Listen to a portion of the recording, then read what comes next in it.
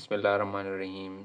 अस्सलाम वालेकुम स्टूडेंट। जिस तरह हमने जनरल साइंस का लेक्चर सीरीज़ स्टार्ट किया हुआ था खैबर पख्तूनख्वा में टीचिंग्स पोस्ट के हवाले से, तो क्लास 5th का जनरल साइंस स्टार्ट किया था। आज उसका चैप्टर नंबर 4 है एनवायरमेंटल पॉल्यूशन। तो बुक से मैं कर रहा हूँ, चलिए स्टार्ट करते हैं। एनवायरनमेंट का मतलब क्या होता है कि the plant, animal, human, sunlight, water in and air which are present around us. जो चीज़ें हमारे इर्द गिर्द हैं उसको हम अपना एनवायरनमेंट कहते हैं। ठीक हो गया। The plant and animal are living the living component of environment. ठीक हो गया। और non living component sunlight, soil, water, air are the non. जो एनिमल्स है और प्लांट है ये तो लिविंग में आते हैं, जिसको हम बायोटिक भी कहते हैं। और जो नॉन लिविंग है बायोटिक, उसमें सनलाइट, सॉइल, वाटर, एयर वगैरह ये सब कुछ चीज़ें आती है। ठीक है।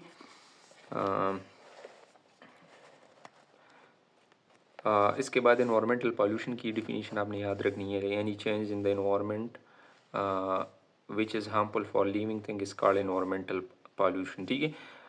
जो हार्म करती है एनवायरनमेंट उसको हम एनवायरमेंटल पॉल्यूशन करते हैं, और जो सब्सटेंसेस उसको काज करती है उसको हम पॉल्यूटेंट कहते हैं। तो एनवायरमेंटल पॉल्यूशन और पॉल्यूटेंट जो है जो एनवायरमेंटल पॉल्यूशन काज करती है। ठीक हो गया। इसके बाद एयर पॉल्यूशन की तरफ different type 3 type of environmental pollution है। ठीक है। एयर पॉल्यूशन है, वाटर पॉल्यूशन है और लैंड पॉल्यूशन है। ठीक हो गया। एयर पॉल्यूशन यानी हवा में जो आलूदगी वगैरह होती हैं, व्हीकल से, फैक्ट्री से जो स्मोक निकलती है। ठीक हो गया। जो कि एयर को क्या करती हैं, पॉल्यूट करती हैं। या बर्निंग ऑफ फ्यूल्स की वजह से जो कार्बन डाइऑक्साइड गैस प्रोड्यूस होता है वो एयर में चले जाता है, जो कि हार्मफुल है। ठीक हो गया। इसके बाद the fire in the forest also causes air pollution. ठीक हो, ये डिफरेंट काजेज आपको एयर पॉल्यूशन है। ठीक है। इसके बाद हम वाटर पॉल्यूशन की तरफ अगर आ जाए, तो वाटर पॉल्यूशन यानी पानी की आलूदगी, जो अभी आलूदगी। इसके जो रीज़न है, सीवेज, वेस्ट, फैक्ट्रीज, इंसेक्टिसाइड और फर्टिलाइज़र्स जो हैं, ये वाटर पोल्यूशन की काजेज़ है। एमसीक्यूज़ आते हैं कि which one of the following is the cause of water pollution, तो ऑप्शन में ये अक्सर दिए गए होते हैं। ठीक हो गया। ऑयल लीकेज जो है द मोस्ट काजेटिव एजेंट। ठीक हो गया। या petroleum refineries are also causes water pollution. ठीक है। इसके बाद लैंड पोल्यूशन की तरफ आ जाए, तो गार्बेजेस जो कूड़ा करकट हम फेंकते हैं, उसकी वजह से जो कि लैंड में इसका स्कैटर्ड नज़र आती है हमें, जिसकी वजह से लैंड जो है लैंड पोल्यूशन काज होती हैं। इसके अलावा इंसेक्टिसाइड्स और फर्टिलाइज़र जो हैं, ये भी केमिकल सब्सटेंस है जो कि सॉइल में बहुत वक्त तक रहती है, जिसकी वजह से लैंड पोल्यूशन काज होती हैं। इस तरह एग्रीकल्चर वेस्ट की अगर हम बात करें तो वो भी लैंड पोल्यूशन जो है काज करती हैं। ठीक है। इसके बाद हम आ जाए तो यहाँ पे germ present in the polluted water are cause of the disease. ठीक हो गया। इसमें कुछ ऐसा ये नहीं है। इसके बाद है कि bacteria present in the sewage use most of the dissolve oxygen present. Bacteria, इस तरह के बैक्टीरिया प्रेजेंट होते हैं सेवरेज में, जो कि डिजोल्व ऑक्सीजन जो पानी में होता है उसको यूज़ करती हैं। ठीक है। और इसके वजह से जो है एक्वेटिक एनिमल्स का जो है डेथ काज होती हैं। ठीक हो गया। Fish die due to lack of oxygen. ठीक है। इसके बाद the presence of pollutant such as chemicals, carbon dioxide in large quantity of other gases pollute in air, cause throat, skin and eye disease. ठीक हो गया। ये चीज़ें खास होती है इसकी वजह से। इसके बाद स्मोक में जो पॉल्यूटेंट गैसेस होती हैं उसके वजह से लंग डिजीज़ और एलर्जीज काज होती हैं। ठीक हो गया।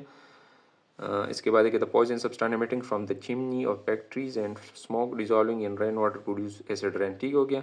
एसिड रेन भी हम कह सकते हैं कि इसी पॉल्यूशन की वजह से काज होती हैं, क्योंकि जो चिमनीज़ हैं, फैक्ट्रीज़ की चिमनी से जो आलूदा मवादों पर चले जाता है, इसके साथ साथ जो स्मोक होता है वो वाटर के साथ रेन वाटर के साथ शामिल होके एसिड रेन कर जो है प्रोड्यूस करता है। ठीक हो गया। इसकी वजह से जो है बिल्डिंग की डैमेजेस होती है, हम देख सकते हैं, और रंग जो होता है घरों का वो ख़राब हो जाता है। ठीक हो गया।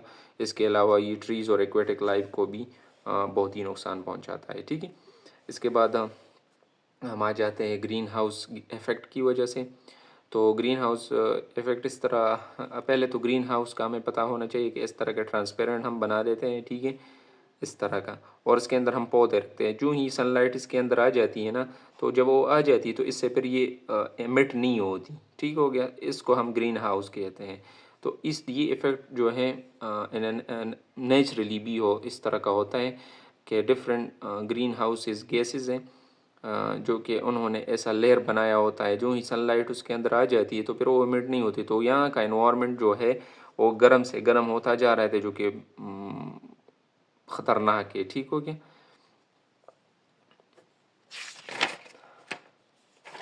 इसके बाद यहाँ पे दिया गया है। ठीक है, ये लेट सपोज ये एक एटमॉस्फेयर में ये लेयर बना हुआ है। ठीक है, सनलाइट जो है इसमें चली आ जाती हैं, अर्थ को टच हिट कर देती हैं, लेकिन यहाँ पे ट्रैप हो जाती है, फिर वापस नहीं बाउंस बैक नहीं होती। ठीक हो गया। जिसकी वजह से अर्थ का जो एटमॉस्फेयर है वो हीट अप हो जाता है। ठीक हो गया। ये MCQs के लिए याद रखें कि और atmosphere mostly consist of nitrogen and oxygen. ठीक हो गया। ये नाइट्रोजन और ऑक्सीजन एटमॉस्फेयर में सबसे ज़्यादा है। Carbon dioxide, methane, oxides, ozone और वाटर वेपर, इसको हम ग्रीन हाउस गैसेस कहते हैं। इन सबको, इससे MCQs आ सकता है। एक दे देते हैं कि ये ग्रीन हाउस गैस है कि नहीं। ये carbon dioxide, methane, nitrogen oxide, ozone और वाटर वेपर, इसको हम ग्रीन हाउस गैसेस कहते हैं। ठीक हो गया। लेकिन इसमें जो सबसे ज़्यादा कंट्रीब्यूट ग्रीन हाउस गैसेस में करता है वो कार्बन डाइऑक्साइड है। ठीक है, ये आपने याद रखना है।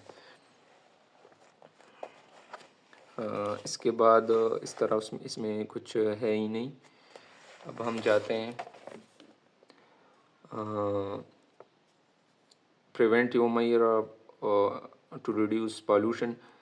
तो MCQs इस तरह भी वो दे सकते हैं कि ऑप्शन दिए गए हो कि इसमें कौन सा ठीक है कि जिसकी वजह से हम पॉल्यूशन को रिड्यूस कर सकते हैं। ठीक हो गया। तो यह है कि we should shift the factory away from the cities to reduce the effect of pollution. ठीक हो गया। ये फर्स्ट नंबर हो गया। इसके बाद है कि the smoke of factory should be made ineffective before releasing into air. ठीक हो, ये सेकंड हो गया। इसके बाद एक polluted water should not be pour into river, lake and canals. इसके बाद है कि the garbage and solid waste of the green of the house is to be dispose in proper way. The number of vehicle should be reduce and smoke emitting vehicle should B ban. ठीक है। Cutting of trees and forest should be controlled. There should be more plantation tree. इसके क्या है कि factory को हम जो है अर्बन एरिया से शिफ्ट कर ले। ठीक है। सेकंड है कि जब फैक्ट्री की जो स्मोक होती है उसको रिलीज़ करने से पहले उस पर इस तरह का कोई टेक्निक अप्लाई कर ले कि वो लेस इफेक्टिव हो जाए। ठीक हो गया। थर्ड है कि जो पॉल्यूटेड वाटर है उसको कैनाल, रिवर्स वगैरह में जो है ना छोड़ा जाए। इसके बाद है कि जो गार्बेज है, सॉलिड वेस्ट है, उसकी प्रॉपर डिस्पोजल की जाए। ठीक है। और इसके अलावा हर जगह ना फेंका जाए। इसके बाद जो ओ व्हीकल जो कि ज़्यादा स्मोक एमिट करती है उस पर बैन लगवाया जाए, और रिफॉरेस्ट्रेशन की जाए और डिफॉरेस्ट्रेशन को कम किया जाए। ठीक है। तो ये प्रिवेंटिव मेजर्स। इसके बाद बायोडिग्रेडेबल, नॉन बायोडिग्रेडेबल। तो बायोडिग्रेडेबल उसको कहते हैं जो डिग्रेड हो सकता है। लेट सपोज आपने देखा होगा कि लेट सपोज जो फ्रूट्स वेजिटेबल जो ख़राब हो जाती है, अगर आप उसको एक जगह पे छोड़ के रखें ना, तो कुछ दिनों बाद, वीक, 2 वीक, 3 वीक के बाद आप अगर वहाँ पे जाए तो वहाँ पे नहीं होंगे, क्योंकि वो डिग्रेड हो चुका होगा थ्रू बैक्टीरियल प्रोसेसेस। ठीक है। तो उसको हम बायोडिग्रेडेबल सब्सटेंसेस कहेंगे। नॉन बायोडिग्रेडेबल सब्सटेंसेस वो है जो कि क्या होता है, वो डिग्रेड नहीं होता। ठीक हो गया। उसको हम नॉन बायोडिग्रेडेबल सब्सटेंसेस या मटेरियल कहते हैं। ठीक हो गया। लाइक मैं कहूँ, ये एग्जांपल वो दे देते अक्सर कि ये बायोडिग्रेडेबल है कि नहीं है। तो बायोडिग्रेडेबल में वेजिटेबल और फ्रूट्स आ गए, मीट आ गए, पेपर आ गए, ये बायोडिग्रेडेबल, ये डिग्रेड हो जाता है। ठीक है। पॉलीथीन बैग्स जो हैं प्लास्टिक बोटल्स जो है, कंप्यूटर कंपोनेंट जो है, ये जो है नॉन बायोडिग्रेडेबल है, ये डिग्रेड नहीं होती। ठीक हो गया। इसलिए तो कहा जाता है कि कपड़े का जो बैग है वो यूज़ किया करें, इससे इज्तनाब करें या इसको रिसाइकल किया करें। ठीक है, तो ये नॉन बायोडिग्रेडेबल है, इन्वायरमेंटल फ्रेंडली नहीं है। इसके बाद way to reduce non biodegradable things, तो ये 4R आपने याद रखना है, MCQs दे सकते हैं। ठीक है, कि to reduce the pollution of non biodegradable thing the principle 4R is applied. ठीक हो गया। 4R का मतलब है रिफ्यूज़, या तो ये रिफ्यूज़ की ना यूज़ किया जाए, रिड्यूस किया कम से कम कर दिया जाए, रीयूज़ या दोबारा यूज़ किया जाए, ऐसे ना फेंका जाए कि जिससे लैंड पॉल्यूशन काज हो। इसके बाद जो है रिसाइकल, तो इसकी रिसाइकलिंग की जाए। ठीक है, तो ये 4R बन जाते हैं। तो जो वे हैं reduce to non biodegradable thing, तो 4R की मदद से हम इसको रिड्यूस कर सकते हैं। ठीक हो गया। इसके बाद ये की पॉइंट्स आ गए, तो मैंने हर लेक्चर में कह रहा हूँ कि ये की पॉइंट्स जो हैं ज़रूर देखा करें। मैं यहाँ पे जो मेरा लेक्चर है आप पॉज कर सकते हैं और देख सकते हैं। ये पूरा ओवरव्यू दे देते हैं, सारे जो चैप्टर का है ओवरव्यू दे देते हैं। ठीक है, तो ये सारा जो है की पॉइंट है। इसके बाद एक्सरसाइज के MCQs हैं, तो मैं वैसे ही दिखा देता हूँ, लेकिन ये सॉल्व आपने ही करना है। ठीक है, वहाँ से cut copy, which is disease cause due to air pollution, तो ये देख लें इसमें एयर पॉल्यूशन की वजह से कौन सा डिजीज़ काज होगा, अभी हमने पढ़ा।